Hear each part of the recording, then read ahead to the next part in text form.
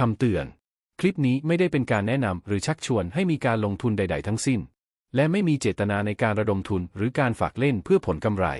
การเทรด Forex เป็นกิจกรรมทางการเงินที่มีความเสี่ยงผู้ลงทุนควรทราบถึงความเสี่ยงที่อาจเกิดขึ้นและพร้อมที่จะรับผลต่อความเสี่ยงนี้ดังนั้นกรุณาทำความเข้าใจข้อมูลต่างๆที่เกี่ยวข้องอย่างละเอียดและครบถ้วนก่อนการตัดสินใจลงทุนและควรจะเข้าใจว่าการลงทุนเป็นความรับผิดชอบของคุณเองผู้ลงทุนต้องรับผิดชอบต่อการตัดสินใจของตนเองและความเสี่ยงทางการเงินที่อาจเกิดขึ้นได้